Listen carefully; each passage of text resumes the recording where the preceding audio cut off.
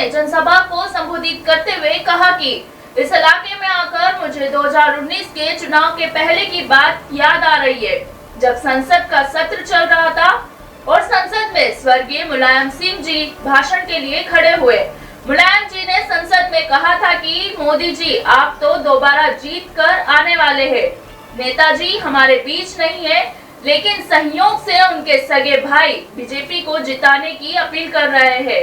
उनके दिल की बात जुबान पर आ गई। इटावा, मैनपुरी और कन्नौज के सभी लोगों को मेरा राम राम। साथियों,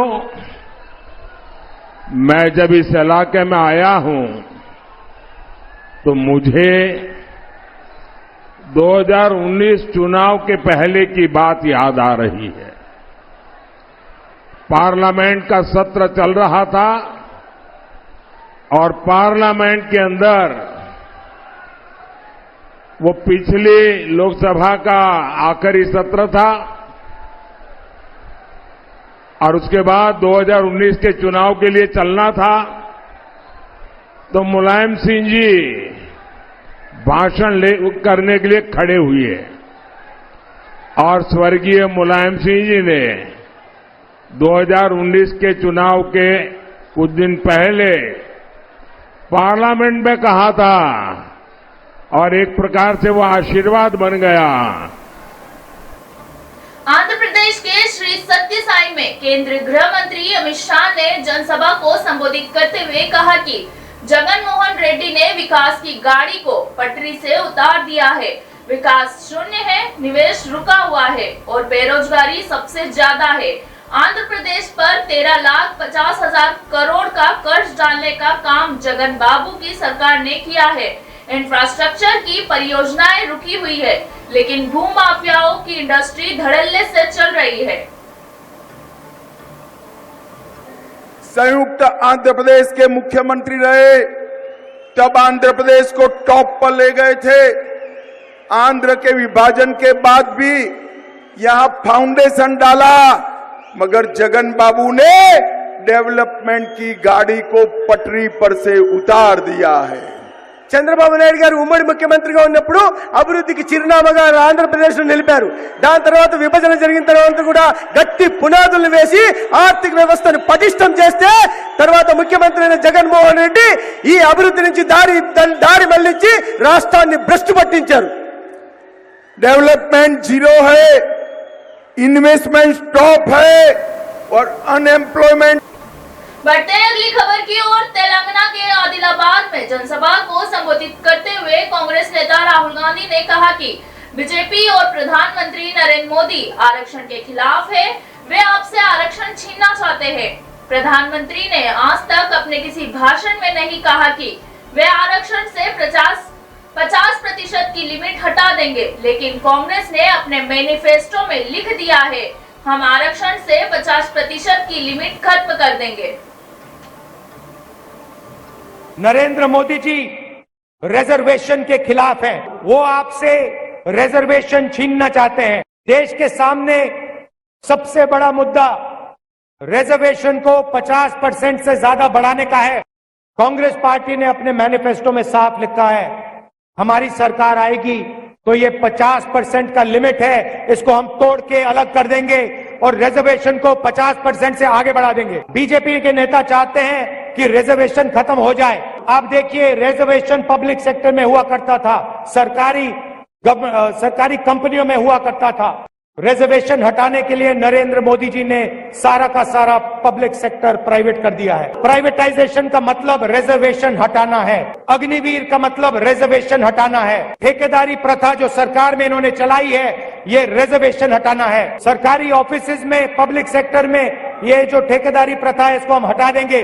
परमानेंट नौकरियां मिलेंगी, टेम्पररी नौकरी नहीं मिलेगी। नरेंद्र मोदी देश को बता दें कि वो 50% रिजर्वेशन। आंध्र प्रदेश के वाईएसआर में रक्षा मंत्री राजनाथ सिंह ने जनसभा को संबोधित करते हुए कहा कि इसी आंध्र प्रदेश की धरती पर पैदा हुए पीवी नरसिम्हा राव भारत के प्रधानमंत्री थे। उन्हें पूरे देश में सम्मान प्राप्त है। लेकिन कांग्रेस ने उन्हें जो सम्मान प्राप्त होना चाहिए था वह नहीं दिया और उन्हें सम्मान देने का कोई काम किया तो हमारी सरकार ने किया है। उन्हें हमने भारत रत्न से सम्मानित किया है।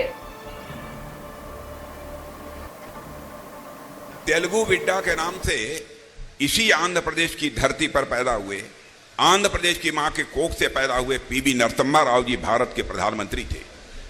उन्हें पूरा सारे देश में सम्मान प्राप्त है, लेकिन कांग्रेस ने जो सम्मान उन्हें दिया जाना चाहिए नहीं दिया और उस तेलुगु विड्डा को सम्मान देने का काम यदि किसी ने किया है तो हमारी सरकार ने किया है और भारत रत्न से उन्हें हमने सम्मानित किया है। तेलुगु बढ़ते अगली खबर की ओर। छत्तीसगढ़ के सूरजपुर में बीजेपी के राष्ट्रीय अध्यक्ष जेपी नड्डा ने जनसभा को संबोधित करते हुए कहा कि अगर किसी ने जनजातीय क्षेत्र के लिए, हमारे आदिवासी भाइयों बहनों के लिए काम किया तो पिछले 10 सालों में हमारे नरेंद्र मोदी जी ने किया है। मोदी जी के नेतृत्व में आज पूरा देश 15 नवंबर को जनजातीय गौरव दिवस मनाता है। आदिवासी महिला द्रौपदी मुर्मू जी को राष्ट्रपति बनाने का काम किया है।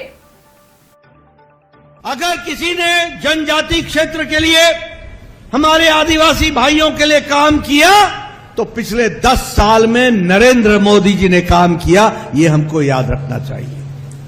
हमारा कोई गौरव दिवस नहीं था। आज मोदी जी के नेतृत्व में सारा देश 15 नवंबर को जनजातीय गौरव दिवस के रूप में मनाता है और उस दिन हम अपने दिवस को मनाते हैं। आपने कभी सोचा था कि हमारे आदिवासी भाई, हमारी बहन, हमारी माता कोई भारत के सर्वोच्च पद पर बैठेगी? ये मोदी जी ने करके दिखाया है। आज भारत की महामहिम राष्ट्रपति, महामहिम द्रौपदी मुर्मू जी वो वहां राष्ट्रपति के पद पर विराजमान है। वो गौरवमय पोजीशन पर किसी ने दिया है, वो मान सम्मान पहुंचाया है तो आदरणीय प्रधानमंत्री जी ने पहुंचाया। पश्चिम बंगाल के मालदा में कांग्रेस अध्यक्ष मल्लिकार्जुन खड़गे ने जनसभा को संबोधित करते हुए कहा कि 45 साल में इतनी बेरोजगारी बढ़ी जिसकी चिंता उन्हें नहीं है। बेरोजगारी के बारे में बोलने को बोलो तो बोलते हैं 2 में से 1 भैंस कांग्रेस गायब कर देगी। हम बोलते हैं महंगाई हो गई है, कुछ करो तो बोलते हैं आपकी जमीन छीन लेंगे। अमीर गरीब की बढ़ती खाई पर बोलते हैं कांग्रेस आई तो सब लूट कर ले जाएगी। 45 साल में इतनी बेरोजगारी बढ़ी, उसका फिक्र उनको नहीं है, उसके बारे में नहीं बोलते। बेरोजगारी के बारे में बोले तो वो बोलते भैंस, 2 भैंस में 1 भैंस जाएगा। हम बोलते कमर तोड़ महंगाई हो गई, कुछ करो तो वो बोलते हैं कि आपकी जमीन छीन लेंगे। अमीर गरीब की जो बढ़ती खाई है, मैं अभी कहा था तो उसके बारे में मैं पूछे तो वो बोलते हैं कि कांग्रेस आई तो ये सब लूट लेके जाएंगे। और बीजेपी के भ्रष्टाचार और इसके सबसे उनकी वसूली, उन्होंने इतना पैसा वसूल किया इलेक्शन के नाम पे, इलेक्शन बॉन्ड के नाम से। क्या किया? चंदा दो धंधा लो। क्या किया? चंदा दो धंधा लो। तो सबके पास पैसे लिए, कॉन्ट्रैक्ट्स दिए। जो कॉन्ट्रैक्ट ज्यादा देता है उसके पास ज्यादा चंदा लिए। और ये हमको बोलते हैं कांग्रेस भ्रष्ट है। अरे भाई, हम भ्रष्ट है बोल बोल के तो तुम पावर में आए। तुम क्या कर रहे हो? तुम तो हमारे पास जो आदमी रहता है, ये यहाँ पर किसी भी पार्टी का हो, मैं नाम नहीं लेना चाहता, चाहे वो टीएमसी हो, चाहे कांग्रेस के हो, चाहे बीआरएस के हो, चाहे टीएमसी के हो, किसके भी हो, डीएमके का हो, कोई भी हो, उसको तोड़ तोड़ के लेते हैं और कहते हैं ये कांग्रेस में, अपोजिशन पार्टी में सब भ्रष्ट लोग भरे, उनको छोड़ूंगा नहीं। अबे पकड़ लेके तो आप बैठे और छोड़ूंगा नहीं बोलते। 45 साल दिल्ली पहुंचे राजस्थान के सीएम भजनलाल शर्मा ने मीडिया के सवालों पर कहा कि मुझे जिस तरह का उत्साह उमंग का वातावरण दिख रहा है उसमें मैं कह सकता हूं कि बीजेपी दिल्ली की सातों सीटें जीतने जा रही है और देश में एक बार फिर मोदी सरकार बनेगी। मैं आज हर्ष मल्होत्रा जी के चुनाव प्रचार में मैं यहाँ आया हूँ। मैं कह सकता हूँ कि जहाँ मुझे जिस तरह का उत्साह और उमंग दिख रहा है और जिस तरह का दिल्ली का पूरा वातावरण दिख रहा है, हम दिल्ली की सातों सीटें बहुत बड़े मार्जिन के साथ जीतने वाले हैं। ये क्षेत्र ऐसा है जिसमें राजस्थानी प्रवासी बहुत बड़ी। बढ़ते अगली खबर की ओर। छत्तीसगढ़ के रायपुर में सीएम विष्णुदेव साय ने मीडिया से बात करते हुए कहा कि पूरे प्रदेश में हम जनता के बीच गए और जिस तरह की हमें प्रतिक्रिया मिली उससे हम विश्वास के साथ कह सकते हैं कि इस बार राज्य की 11 सीटें बीजेपी जीतेगी। जिस तरह से हम पूरे प्रदेश में जनताओं के बीच में गए और उनका जो रिस्पांस हमको मिला उसके अनुसार हम विश्वास के साथ कह सकते हैं कि पूरी 11 की 11 सीट इस बार के लोकसभा चुनाव में भारतीय जनता पार्टी जीतेगी। बिहार के पटना में पूर्व सीएम लालू प्रसाद यादव के ट्वीट पर जेडीयू नेता विजय चौधरी ने कहा कि संविधान कहां खतरे में है, कौन सी ऐसी बात है हो रही है जो संविधान के मुताबिक नहीं है। अभी तो चुनाव हो रहा है और राजद के नेता समेत सभी नेता अपनी अपनी पार्टियों के लिए वोट और समर्थन मांग रहे हैं। वोट मांगना संविधान खतरे में है सर। संविधान कहाँ खतरे में? कौन ऐसी बात हो रही है जो संविधान के मुताबिक नहीं है? अभी तो चुनाव हो रहा है और सारे नेता राजद के नेता सहित अपनी अपनी पार्टियों के लिए वोट मांग रहे हैं, समर्थन मांग रहे हैं, प्रधानमंत्री मांग रहे हैं, मुख्यमंत्री मांग रहे हैं। इसमें कहाँ संविधान खतरा में? वोट मांगना संविधान के खतरा में होता है क्या? एलजेपी के प्रमुख और हाजीपुर लोकसभा क्षेत्र से उम्मीदवार चिराग पासवान ने मीडिया के सवालों पर कहा कि कांग्रेस की गोद में जो लोग बैठे हैं वे बताएं कि क्या वह कांग्रेस नहीं है जिसने आपातकाल लगाया था। आज उन्हीं के साथ गठबंधन में रहकर ये लोग बड़ी बड़ी बातें कर रहे हैं। कांग्रेस बताए कि विरासत टैक्स क्या है।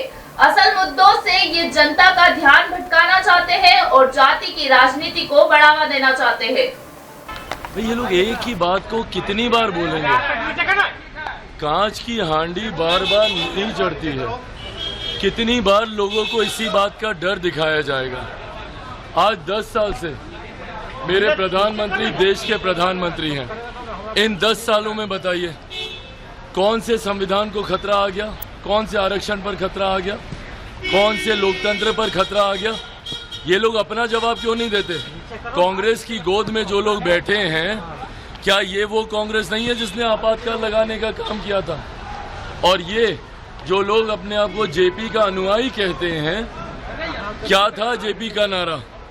उन्होंने संपूर्ण क्रांति का नारा इसी कांग्रेस की सरकार को सत्ता से उखाड़ फेंकने के लिए दिया था।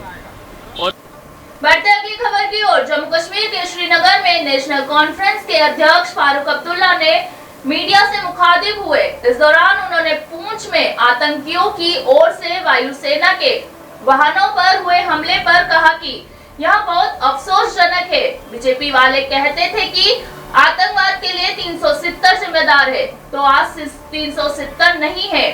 अब इस देश में आतंकवाद है या नहीं, इसका जवाब गृह मंत्री अमित शाह दे। हमारे सिपाही रोज शहीद होते हैं, लेकिन सरकार में बैठे लोग खामोश है। मैं समझता हूँ ये बहुत अफसोसनाक मामला है। हमारे सिपाही जो है शहीद हो, और ये कहते थे, बार बार ये कहते थे कि जिम्मेवार 370 है जो यहाँ आतंकवाद है।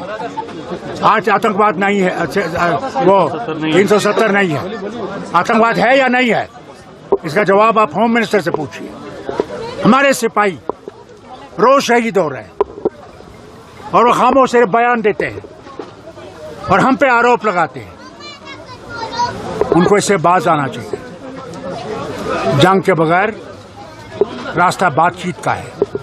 जब ये चीन से, जो हमारे 2000 कनालों पे बैठा हुआ है, चीन से 19 दफा ये बात कर सकते हैं और चीन हिल नहीं रहा है बल्कि आगे आ रहा है, कि उनसे बात क्यों नहीं कर सकते? क्या ये मारना दौड़ना बंद हो जाए और हम अमन से रह सके?